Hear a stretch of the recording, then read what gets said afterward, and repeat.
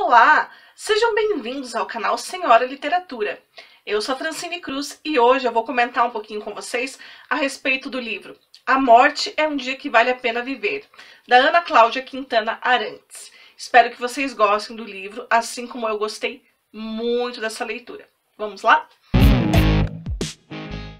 A morte é um dia que vale a pena viver e um excelente motivo para se buscar um novo olhar para a vida.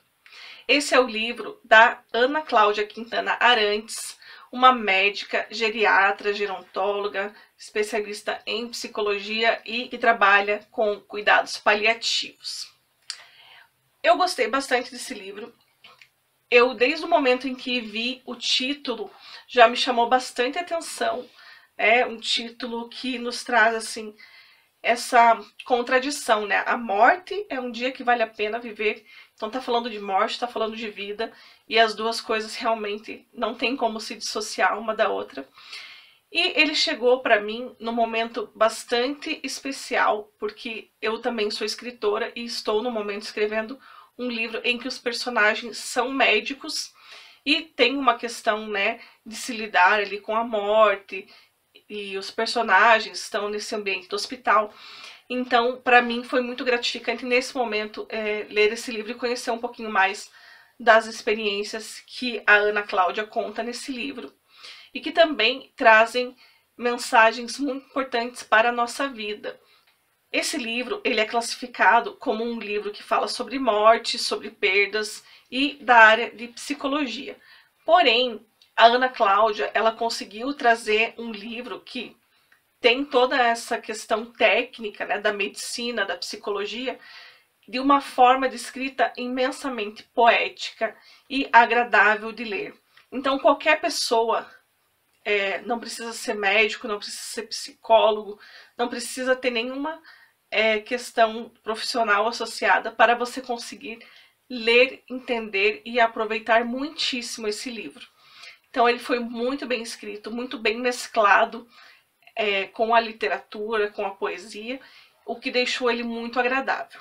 Então, uma das coisas que eu gostei bastante, que a Ana Cláudia fez, ela, em todo o começo de capítulo, ela trouxe essa questão, né, das epígrafes de poesia.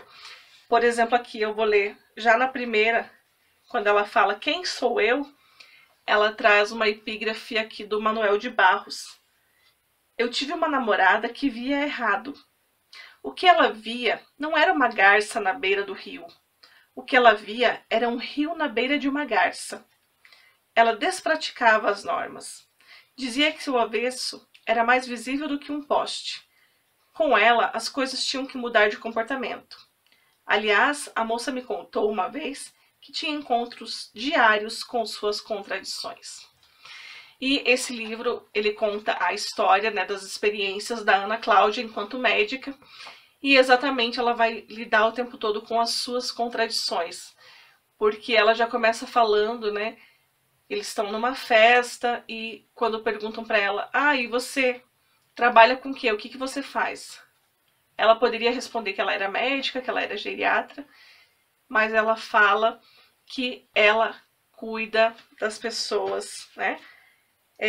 Eu cuido das pessoas que morrem. E aí já muda totalmente a visão das pessoas, porque a morte ainda é um tabu para muitas pessoas. As pessoas têm medo, inclusive, de falar, de tocar nesse assunto. É um assunto desconfortável para a maioria das pessoas. E esse livro, ele vem nessa direção de fazer com que a gente discuta esse tema da morte, trate isso de uma forma que isso sirva para que a gente viva melhor, né? Que falar da morte sirva para a nossa vida. Nessa primeira parte, onde ela fala quem sou eu, né?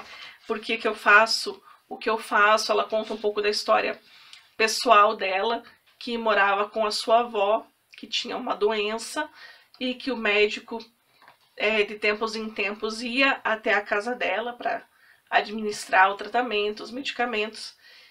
E ela, criança, vendo aquela cena daquele médico, ela se sentia motivada a se tornar também uma médica. Mais para frente no livro, ela vai contar de todas as dificuldades que ela passou no curso de medicina, justamente por essa questão dela ver o sofrimento das outras pessoas e de muitas vezes não saber como lidar com isso e de ver que dentro dos hospitais também não se sabia muito bem como lidar com isso. Então a gente tem aqui um trechinho que ela fala, né? Durante a faculdade, quando via alguém morrendo em grande sofrimento, e num hospital isso acontece quase sempre, eu perguntava o que era possível fazer e todos diziam: nada. Isso não descia. Esse nada ficava engasgado no meu peito. Chegava a doer fisicamente, sabe? Eu chorava quase sempre. Chorava de raiva, de frustração, de compaixão. Como assim nada? Não me conformava que os médicos não se importassem com tamanha incompetência. Não em relação a evitar a morte, porque ninguém vive eternamente, mas porque abandonavam o paciente e a família, porque o sedavam, deixando-o incomunicável. Havia uma distância muito grande entre o que eu precisava aprender e o que aprendia. Então ela conta, né, desse período que ela chegou a largar a faculdade de medicina no 4º ano, ficou 2 anos afastada, depois ela retorna, tem toda uma retomada dessa sua caminhada. E ela vai falar mais para frente também muito dessa questão, né, dos próprios médicos, como ela estava relatando ali, né. A gente que na faculdade de medicina você aprende a trabalhar com diagnóstico, tratamento, né, solução, mas não se aprende a tratar sobre morte e muito menos sobre vida. Ela fala inclusive que os médicos, eles são tão acostumados a viver nessa loucura de cuidar dos outros e muitas vezes esquecem de cuidar de si mesmos, né? Esquecem que por trás ali do seu CRM, do seu jaleco, também bate um coração que precisa de cuidados. Ela inclusive fala que muitas vezes as pessoas acham bonito falar: eu não tive tempo de comer, eu não tive tempo de dormir, e ela acaba abrangendo isso até inclusive para eu não tive tempo de viver. É porque as pessoas ficam tão atropeladas ali pela sua rotina diária, pelo seu trabalho, que não percebem que a sua vida vai passando. A Ana Cláudia, ela traz outro aspecto que eu acho bastante importante para nós leitores. Como eu falei, que não precisamos ser da área da medicina, que não precisamos ser psicólogos, mas enquanto leitores, pessoas comuns, que são as considerações que ela faz a respeito do tempo. Então, vamos ler aqui um trechinho que ela fala sobre isso. O que você vai fazer com esse tempo que vai passando? O que você está fazendo com esse tempo que está passando? Para mim, essa reflexão é a chave geral que liga a lucidez das escolhas. O que é que eu faço com o meu tempo? Certa vez, fui a uma entrevista para trabalhar em um hospital. O entrevistador perguntou sobre meu currículo, minha experiência. Depois, me deixou à vontade para fazer as minhas perguntas. Por que você pensa que eu acharia bom trabalhar aqui?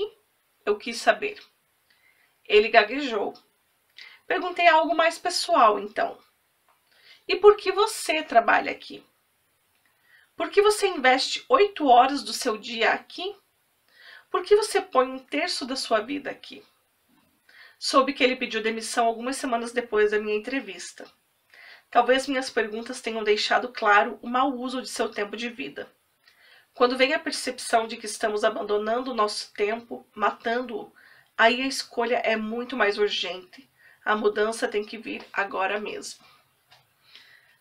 Ela fala também aqui, né, de o que ela chama dos zumbis existenciais, e é bastante reflexivo, né? A gente para pensar.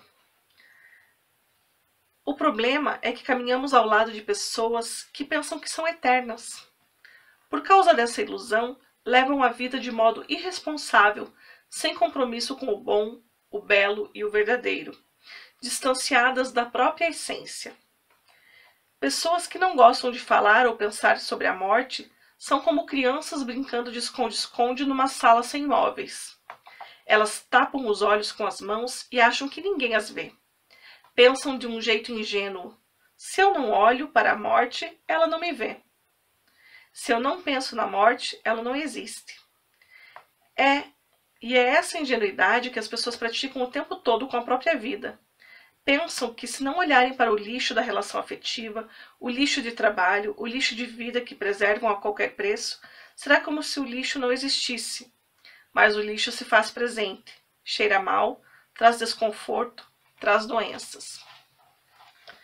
E, adiantando um pouquinho aqui para outro trecho, faltar na própria vida é uma dessas ausências impossíveis de explicar. A conexão consigo mesmo, com o outro, com a natureza, com o mundo à sua volta e com o que cada um de nós considera sagrado, exige, antes de tudo, um estado de presença. Não há espaço para falar sobre morte com pessoas que não estão vivas em suas vidas. Não estou falando sobre conversar com os mortos de fato. Refiro-me a esses mortos-vivos, a essas pessoas que não conseguem realizar com um mínimo de coragem uma reflexão sobre a morte. Zumbis existenciais que já se enterraram em todas as suas dimensões humanas e caminham sem rumo. Só falta morrer fisicamente. E aí, um pouquinho mais para frente, né, depois que ela fala dessa questão do tempo, ela vem e fala também sobre os arrependimentos. Como ela tem toda essa vivência de cuidar das pessoas ali nos seus momentos finais, de estar com esses pacientes com doenças incuráveis, que sabem que vão morrer, ela acaba trazendo essas experiências, né, do que ela percebe, quais são os maiores arrependimentos dessas pessoas. O primeiro arrependimento está relacionado às escolhas, né, e fala assim: eu gostaria de ter priorizado as minhas escolhas em vez de ter feito escolhas para agradar os outros. Então, fica uma reflexão também pra gente, né? Será que a gente está sabendo viver a nossa vida pra gente, com as nossas escolhas, com as nossas decisões, ou estamos sempre preocupados em agradar os outros? E quando a nossa morte chegar, a gente pode se arrepender sobre isso, né? Podemos nos arrepender muito de não ter vivido a nossa vida. Outro arrependimento que ela fala que as pessoas têm, ela até traz uma citação aqui do São João Crisóstomo, né? Sobre fazer-se feliz. Ninguém pode nos fazer infelizes, apenas nós mesmos. E ela fala que é um dos grandes arrependimentos das pessoas, que eles falam: eu deveria ter feito de mim mesmo uma pessoa mais feliz. A experiência, né, de uma profissional que vive essa realidade de cuidados paliativos e cuidar dos doentes, e traz essa reflexão para que a gente pense sobre a morte de uma maneira a viver melhor. Ela até traz a seguinte citação: é só pela consciência da morte que nos apressamos em construir esse ser que deveríamos ser. Então, eu gostei bastante desse livro. A morte é um dia que vale a pena viver, justamente porque ele traz essa questão da morte de uma forma bastante delicada, bastante simples para a gente entender. E essa simplicidade sem deixar de ser profunda. Durante muitos momentos aqui da leitura, a gente se pega pensando sobre as nossas próprias escolhas, sobre as nossas próprias vivências, o que estamos fazendo com o nosso tempo, o que eu estou fazendo com a minha vida, como que vai ser quando eu tiver que enfrentar a minha morte. Será que eu vou me arrepender? Será que eu vou estar feliz e tranquilo?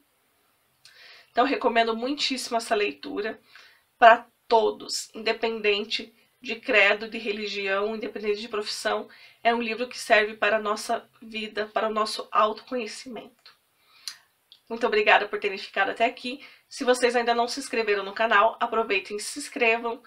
Também deixe seus comentários, deixe seu like e ative o sininho para não perder nenhuma nova publicação.